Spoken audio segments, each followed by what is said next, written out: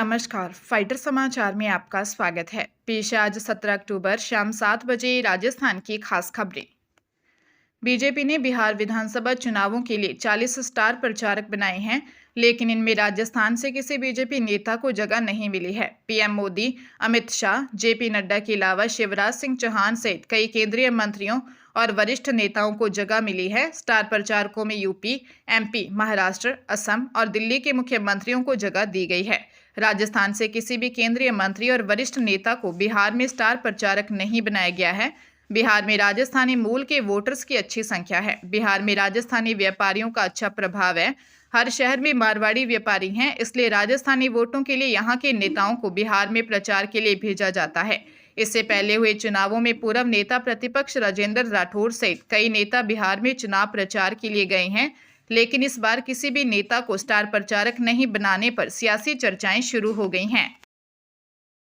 जयपुर में फैशन और ग्लैमर से सरोबार एक शाम रोशनी और मुस्कुराहटों से भरी प्री दिवाली सेलिब्रेशन के साथ miss and Mrs India glam season 7 का पोस्टर लॉन्च हुआ।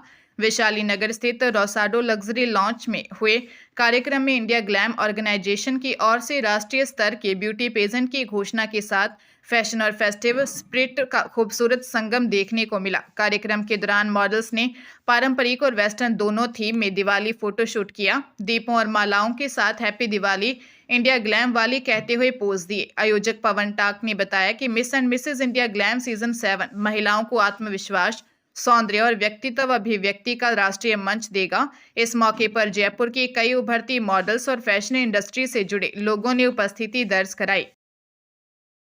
रेलवे भर्ती में डमी कैंडिडेट के जरिए नौकरी हासिल करने के बड़े फर्जीवाड़े का पर्दाफाश होने से हड़कंप मच गया है। सीबीआई जयपुर इकाई की टीम नागौर के सर्किट हाउस में राजेंद्र कुमार मीणा मामले में व्हाट्सएप के जरिए नागौर के करीब 40 लोगों को नोटिस जारी कर सर्किट हाउस बुलाकर बैंक खाते और बयान दर्ज किए हैं। सीबीआई की एसपी आशीष रस्तोगी की टीम ने राजेंद्र मीणा के साथ उनके वित्तीय लेन देन पर स्पष्टीकरण मांगा है। मामला 2013 की रेलवे भर्ती में जब राजेंद्र मीणा को ग्रुप डी में रेलवे की नौकरी मिली, डमी कैंडिडेट मनीष मीणा ने उनकी जगह परीक्षा दी। मनीष दौसा महुआ तहसील के बोरखेड़ा गांव का निवासी है। चयन होने के बाद Rajendra Meena West Central Railway के कोटा मंडल में गुड्स ट्रेन गार्ड बन गया और कई सालों तक नौकरी करता रहा। सीबीआई ने 12 जून को इस फर्जीवाड़े के खिलाफ प्रकरण दर्ज किया था।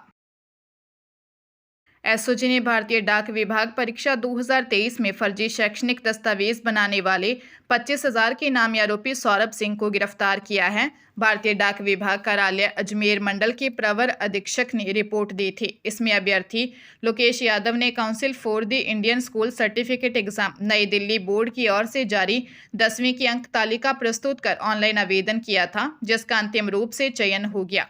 डाक विभाग ने लोकेश की 10वीं की अंक तालिका का सत्यापन संबंधित बोर्ड से करवाया तो फर्जी मिली। प्रकरण की जांच 31 मई 2024 को लोकेश निवासी भूपखेड़ा, बहरोड अलवर और उसके अन्य साथी विकास कुमार यादव व हितेश यादव को गिरफ्तार किया। मार्कशीट को सौरभ सिंह निवासी गणियार महेंद्रगढ़ ने ई मित्र की दुकान पर 9,35,000 दे के विकास और हितेश ने तैयार करवाई थी। सौरभ 1 साल से फरार था।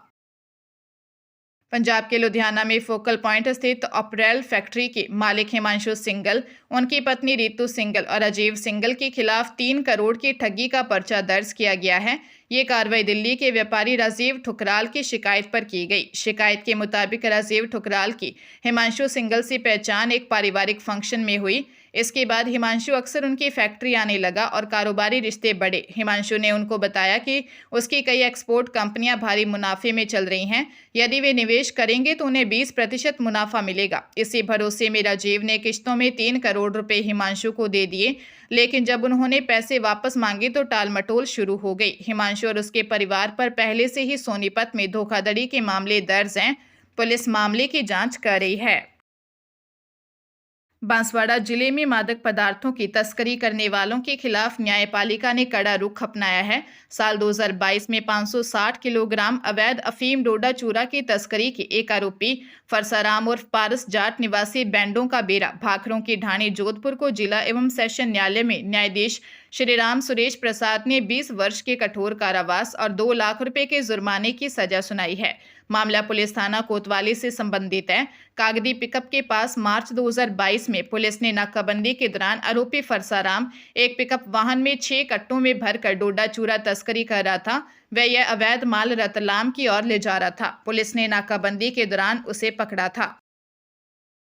उदयपुर में दिवाली के सीजन को देखते हुए गोवर्धन विलास क्षेत्र में डीएसटी टीम ने 3,795 किलोग्राम नकली घी जब्त किया, जबकि सलुम्बर क्षेत्र के परसात में स्वास्थ्य विभाग की टीम को जांच में 500 किलोग्राम मावा, मिल्क केक और कोल्ड ड्रिंक अवधि पार मिले। डीएसटी टीम और पुलिस थाना गोवर्धन विलास कार्रवाई करते हुए 3,795 किलोग्राम नकली घी पकड़ा। एएसपी गोपाल स्वरूप मेवाड़ा के सुपरविजन में हिरणमगरी सेक्टर 14 ट्रांसपोर्ट नगर में एक गोदाम पर कार्रवाई की। गिरवा डिप्टी सूर्यवीर सिंह राठौर ने बताया कि नकली घी की सूचना पर सेक्टर 14 ट्रांसपोर्ट नगर गोदाम पर जाकर पुलिस ने तलाशी ली तो गोदाम पर अलग अलग पैकिंग साइज में कुल 3,795 किलोग्राम घी भरा हुआ मिला। उन्होंने बताया कि मालिक सबसिटी सेंटर निवासी महेश बत्रा से घी के संबंध में पूछताछ की जा रही है। अलवर पुलिस ने फ्लिपकार्ट कंपनी से ट्रांसपोर्ट होकर जाने वाले महंगे सामान को चोरी करने वाली अंतर्राज्यीय गैंग के 3 लोगों को गिरफ्तार किया है। आरोपियों ने कुछ दिन पहले करीब 1 करोड़ रुपए कीमत के 226 आईफोन चोरी किए थे। इनके साथ फ्लिपकार्ट के कर्मियों की मिलीभगत सामने आई है। एसपी सुधीर चौधरी ने बताया कि महंगा सामान चोरी करने वाले संगठित गैंग पकड़ी है।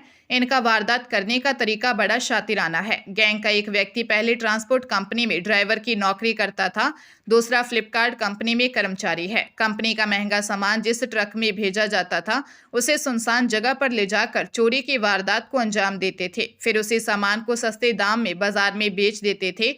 मामले में अफजल, असलम और सुधीर को पहले ही गिरफ्तार कर लिया गया था। अब चोरी का सामान खरीदने वाले तुषार, जयपाल और मनीष को पकड़ा है। कोटा शहर में वृद्ध महिलाओं को इनाम का झांसा देकर ठगी करने वाले अंतर्राज्यीय गिरोह का पुलिस ने पर्दाफाश कर 4 आरोपियों 40 वर्षीय दिलीप कोहली, 35 वर्षीय शिवाजी कोहली, 30 वर्षीय संतोष काले और 25 वर्षीय अविनाश काले को गिरफ्तार किया है।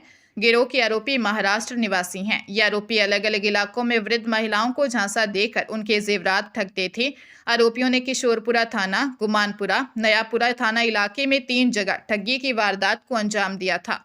पीड़िता 70 वर्षीय जगन्नाथी बाई ने 11 अक्टूबर को रिपोर्ट दी कि घोड़ा वाले बाबा चौराहे पर 2 अजनबियों ने मुझे कहा कि जिनके लड़का हुआ है वो 2,000 रुपये दे रहे हैं, हमारे साथ चलो। पर उनके साथ चौराहा से थोड़ी दूर वल्लभ नगर मेन रोड पर गई। उन्होंने कहा जेवर उतार कर दो, नहीं तो पैसे नहीं मिलेंगे। इस पर मेरा सोने का मंगलसूत्र, गले में चांदी का पत्थर उतार दिया और आरोपी लेकर फरार हो गए।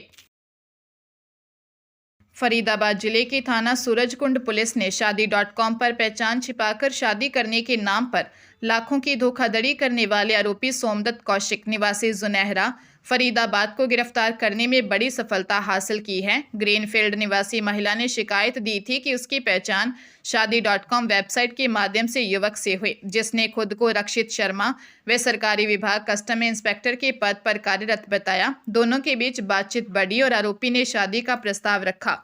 अगस्त 2024 में आरोपी ने 2 लाख रुपए लिए। इसके बाद सितंबर 2024 में आरोपी ने टीका किया, जिसमें 4 लाख रुपए, सोने की अंगूठी और सोने की गिन्नी दी।